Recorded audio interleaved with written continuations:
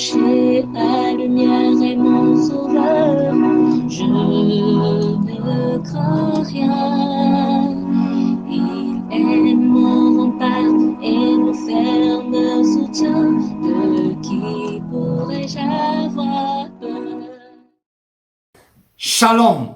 Nous avons aujourd'hui la croquette biblique numéro 290 tirée de Job au chapitre 33 du verset 14 au verset 18. Il y est écrit: Dieu parle cependant tantôt d'une manière, tantôt d'une autre, et l'on n'y prend point garde.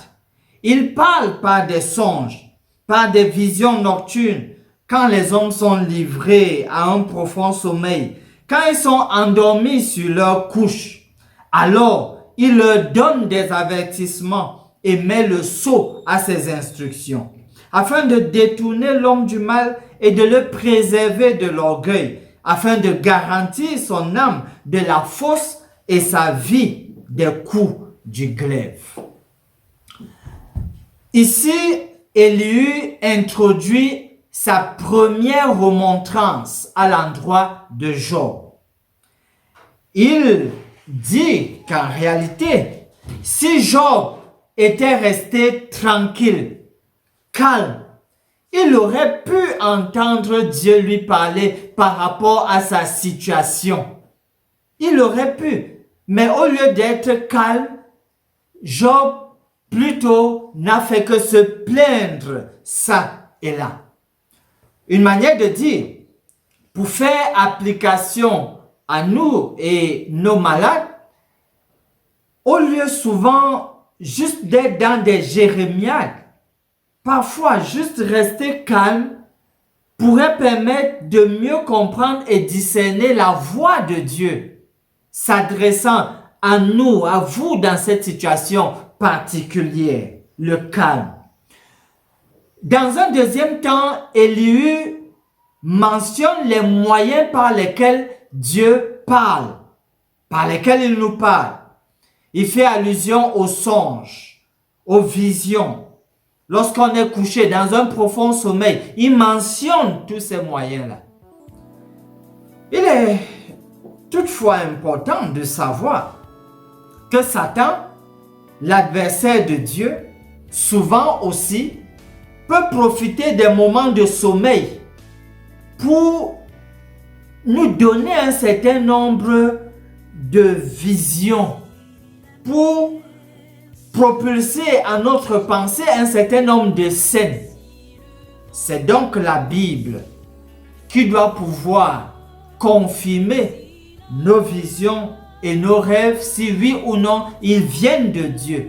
Parce que la Bible va nous offrir des principes pour tamiser tout ce que nous recevons dans les rêves, afin de savoir si ça vient de Dieu ou de Satan. En définitive, ici, comprenons que un véritable et continuel lien avec Dieu permet que nous puissions avoir cette relation profonde, les yeux pour nous voir tel que Dieu nous voit. C'est ce qu'une relation profonde avec Dieu est capable d'accomplir. Nous permettre de voir comme Dieu nous voit. Nous permettre d'avoir des yeux qui voient comme Dieu voit. En nous regardant dans cet auto-examen que nous pouvons et devons faire. Ainsi, en guise de promesse, dans Apocalypse 3, le verset 18, la partie B, la dernière partie dit qu'il faut acheter un collier pour oindre tes yeux afin que tu vois.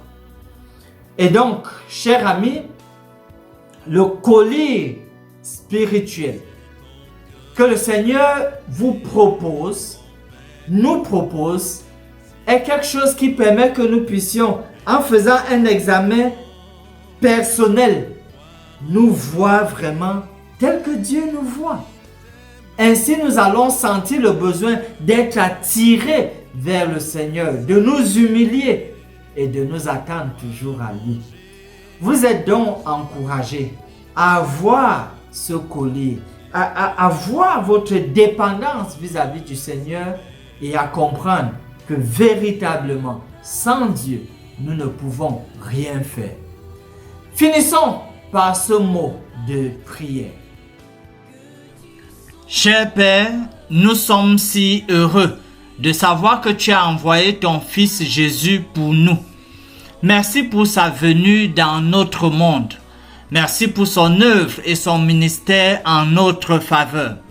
S'il te plaît, aide-nous à accepter son ministère dans notre vie personnelle. Que nous puissions l'accepter comme notre Sauveur personnel et Seigneur. Nous prions en son saint nom. Amen.